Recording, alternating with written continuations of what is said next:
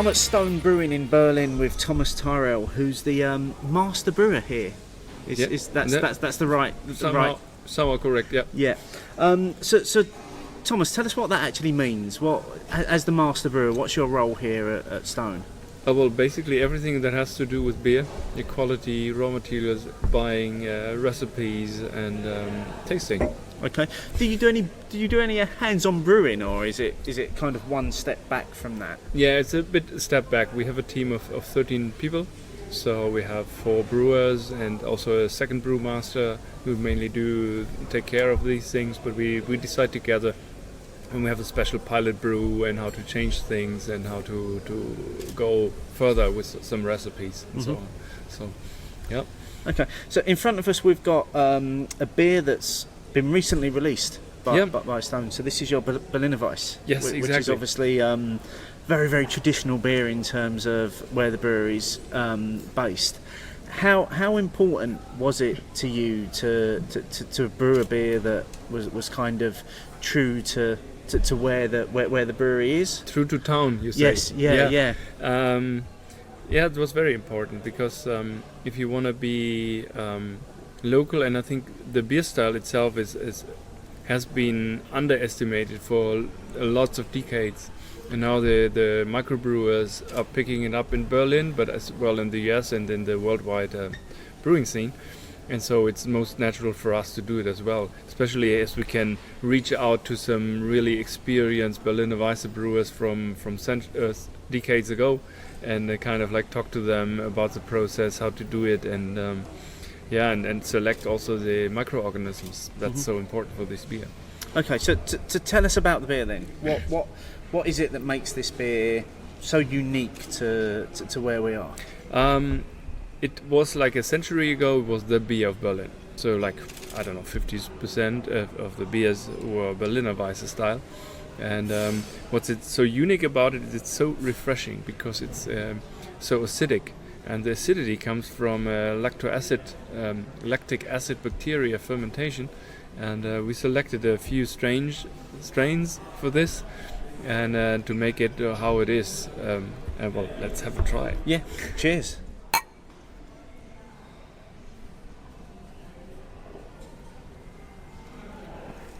So what do you think? There's a dryness in there, which really comes through. You have got the slightly sweet sour edge to it as well, but it finishes really clean in term, and it's one of these beers that it just kind of it makes you want to dive back in again and drink some more. Yeah, and some more. So is that what it's designed to do? Is just have people drinking it all day long? We try it, of course, to go to that direction, but it was with maybe luck when we're developing the recipe and getting the right microorganisms for this beer and so on. So was the recipe? Was it something that you developed quite quickly, or did you take a lot of time? Were there some pilot brews of it? Did you play around with it until you got it to exactly what you wanted it to be? We actually were trying it out the complete last summer. So I don't know if you look at the pilot series, we have also lots of votings for these, and we kind of like look at the online votes on that and how people think pilot prototype 1, pilot prototype 2, and so on. And so that was kind of impressive and also guiding us a bit. So it's not something you rushed into in terms of we have to get this beer out. We're going to take some time to get it right. Last year when we started, we brought over the successful beer types from the US, like our IPA and the Arrogant Bastard. And so we hadn't any. That was just something we wanted to do. And then it turned out, and then Greg came back, and Thomas, all the time I'm here, I'm trying everything, but I'm always going back to your Berliner Weisse. So that was born, and then there was a certain demand, and we said, okay, let's go. Let's put it in larger scale and make it available as well in cans. So it's available now in cans. In cans, yeah. Recently released. Yes, in August we did it. Yes, as well. What's the feedback been like on it? Some people are overwhelmed. They love it. And then others say, nah, that's not mine. So it's very drastic. Normally you have like a direction. Okay, that's a 4 out of 5 tendency or 3 out of 5 tendency, but this one is either 4 to 5 or 0 to 1. So you have nothing in between. So it's probably as well the expectations that people have, because they don't know the beer style Berliner Weisse, and they expect a Hefeweizen or something similar. So they're not expecting quite the kick that they get when they taste it. Yeah. So it's probably fair to say that Stone Brewing are probably one of the world's biggest craft breweries, and landed in Germany sort of 18 months ago now. How do you think the brewery has been received locally in terms of what you're doing? Are you hitting a local market, and are people coming here and trying the beers? Yeah, that's kind of interesting. I had a friend of mine was here yesterday.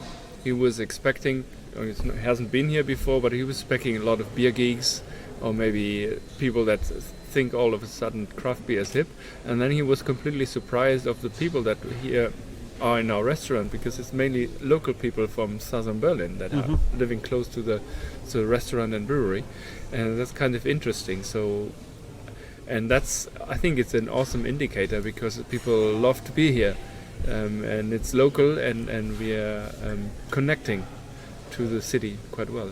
So that's nice. So and from your point of view, how important do you think this site is to Stone Brewing in terms of their plans across the world now, because they've got a number of major sites? Yeah, I think this site is. Yeah, I don't know. What do you think by the architecture? It's a big hall, and it reminds you of maybe a square. I think it doesn't feel like you're in a big hall and you're all by yourself. It feels more you are outside, inside out. Yeah. And you don't feel lonely, because something is happening maybe on the other side of the hall, but you don't feel like being in a 100, 200 seat restaurant the only guest. It's not like that, even though we are almost the only guests here. Yeah, I was quite surprised when I walked in, because it wasn't what I expected at all. Yeah. And it's a big space, but as you say, it doesn't feel big. It feels quite small for what it is, but you get up and you walk around, and you really get a feel for the size of the space as well. And it's from, obviously we've travelled over from the UK today to come and visit, and you've actually got to make the effort to get here. It's not somewhere where you can stumble across. You actually have to come here. So it's interesting to hear you say that actually you're tapping into the local market, and people are coming as a result of that, and they're coming to experience what you're doing here. Yeah. Now you're obviously brewing a lot of beers here, so you can just look at the tap list to see how many beers you've got going on here at any one time. And you're brewing some of the core Stone beers as well. So the beers that this company has become known for worldwide. Yes. Are those beers? Are they the same? Are they the same recipes as that's being brewed in the States? A bit different, because when we brought it over, we had to, for instance, the Arrogant Bastard. We decided, okay, we're going for local malts. It doesn't make sense to bring malts over, so we did a lot of trials to kind of match it, and now it's kind of that we are very happy with the style, how it turns out. Now then we have, for instance, our pale ale, the Ripper, we brought over, but we said, okay, in the US it's just Australian and American hops, and we said, okay, let's ride that wave. That's where the name comes from. It's a surfer slang for riding a good wave. That's the Ripper. And so we said we ride this wave over to the Atlantic Ocean as well, and take some German hops into the beer as well. So it's different, and it's by purpose different, but they are still Stone style. So they are true to the style, how we interpret an IPA or an pale ale or our strong ale, Arrogant Bastard.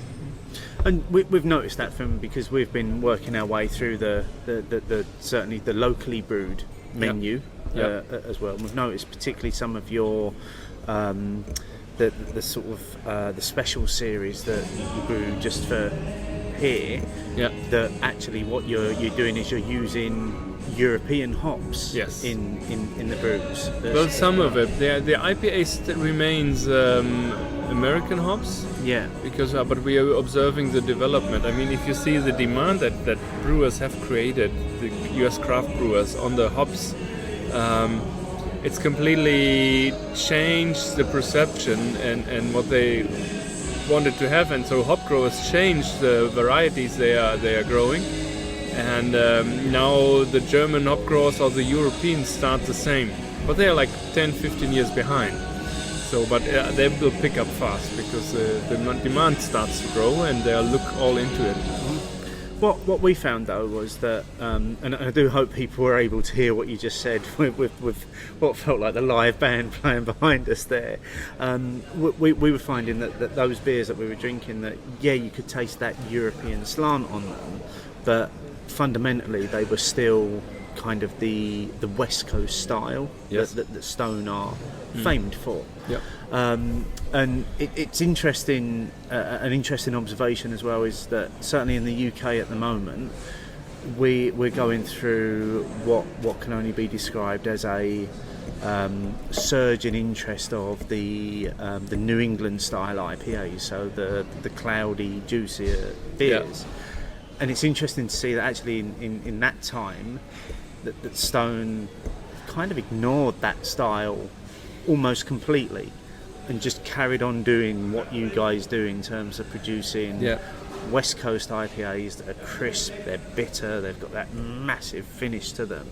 Yeah. Is that something that you've set out to do purposely, or have you thought about maybe dipping a toe in that market? We're doing some trials in that, but it's just a pilot series, but our IPA remains our IPA. That's not going to change.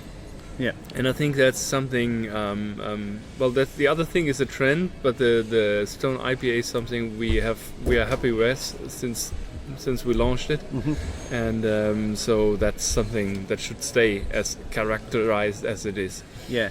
I mean, we absolutely enjoyed the Stone IPA today. It was tasting absolutely bang on in terms of, it's certainly the best that I've ever tasted it, and we're quite lucky now. Obviously we're getting cans of it in the UK that are fresher than we would have ever got that beer coming from the States. Yeah.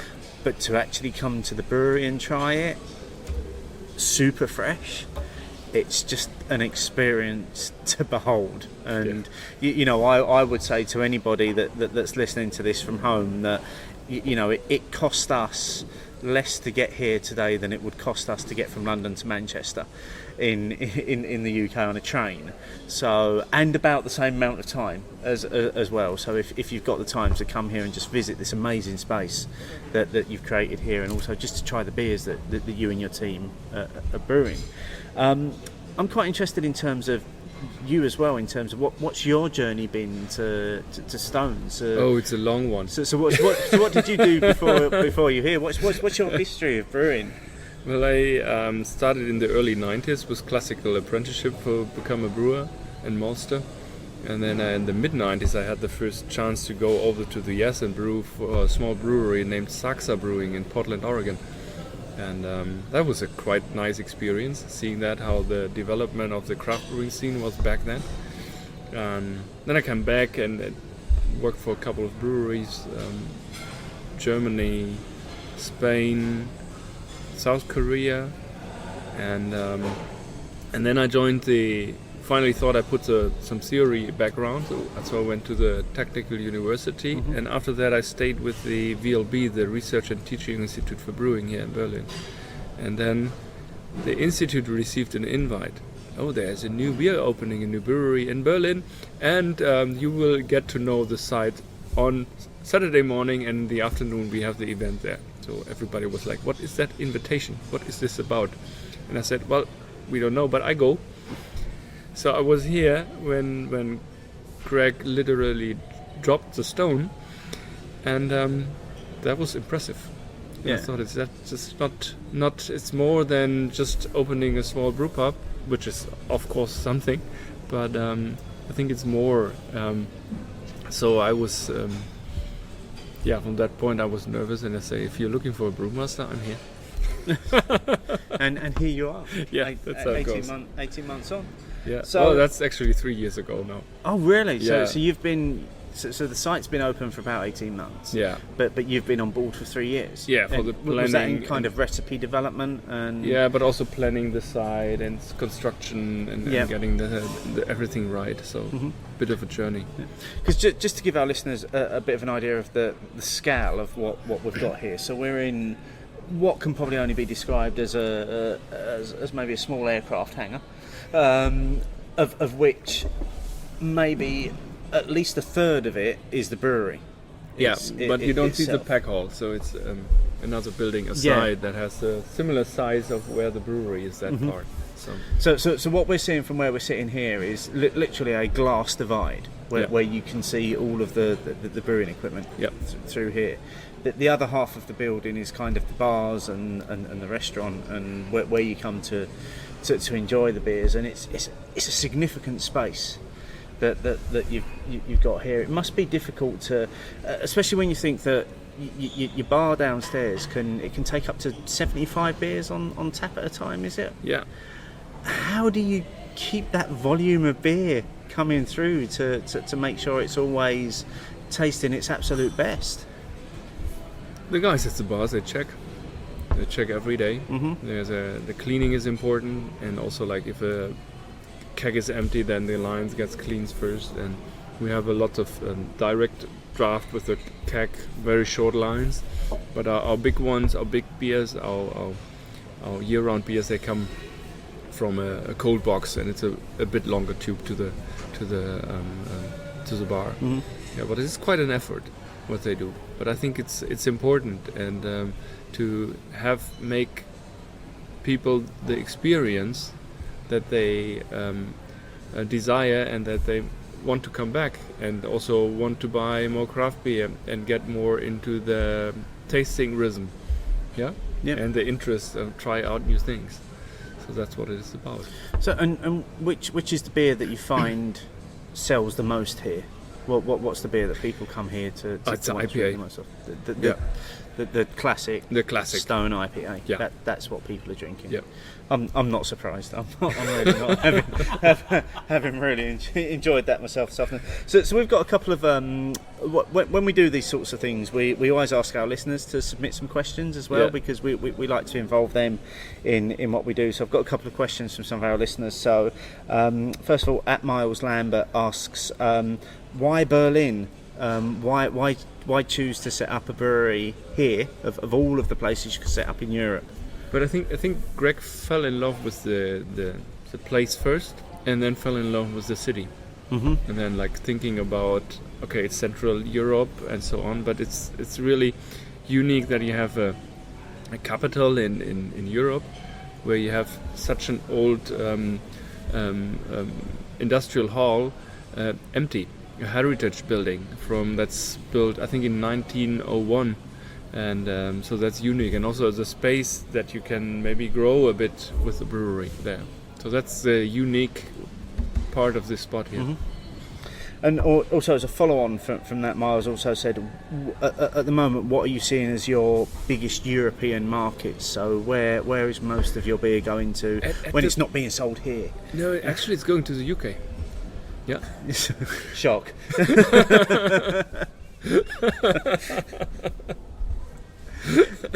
So we're getting a lot of your stuff, because I mean we have seen recently, you know, that all of a sudden, I think it was about 6 to 8 months ago, that suddenly Stone cans appeared in like Tesco's and Morrison's, which are a couple of our biggest supermarkets in the UK, and it was literally like Twitter was having a meltdown, because it was all of a sudden these beers that were previously only available through online retailers, or if you went to the brewery in the States, were now suddenly available in supermarkets, and you could just walk in and you can buy you can buy the beers, which is super fresh as well, which has been a really great thing for us. Awesome. That's what I like to hear, because we make a big effort to get the beer fresh out, and I'm always a little bit wondered because we are like spreading out in Europe, and of course it's still long days. It's of course much closer than from the US. But if you say it's 2 weeks old, you're getting it.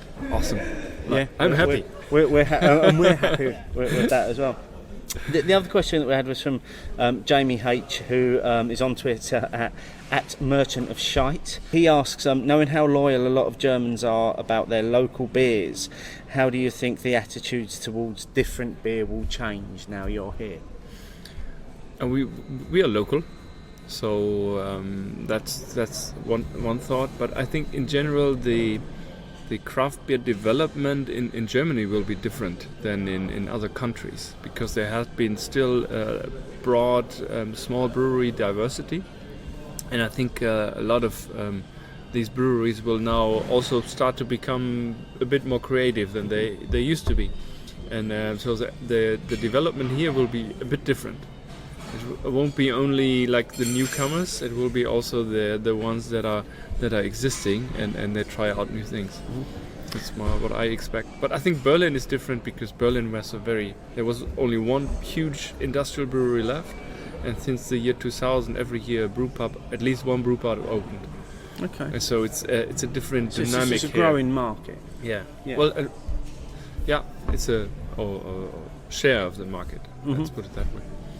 So where do you go next with Stone? So you obviously, you've had the first 18 months, which has been very much about you establishing the brewery, getting the beers right, getting people to come here and experience the site. Where do you go now? What's next for you guys? Oh, I think we're still in seeing now where we are and how of course we are reaching out, and maybe there will be one or another tap room that we're looking into. Mm-hmm. And but yeah, so we are just make it more solid what we started here in Europe. But from the US we are reaching out to have more beers in Southeast Asia, and opening a tap room there, here and there, to be more present with our beers. But it's not about opening a brewery there. So do you get to spend much time in the US, or are you purely based here in terms of making sure the beers here are right? Yeah, I'm over in the US like maybe twice a year. Okay. So just meeting with the brewmasters and comparing. So we have just our quality brewmaster from the US here. Mm-hmm. Every day we have long tastings, so we pick out all the beers that we brewed this year, and we taste it in comparison to US beers and see how close we are, or how Stone style it is, and so it's pretty. He's going back happy. That's a good thing for you, right? Yeah. Well, listen, Thomas, thanks for your time. I really appreciate it. Really enjoying drinking the Berliner Weiss. Thank you as well. So I think we're going to continue drinking this now. Cheers. Prost.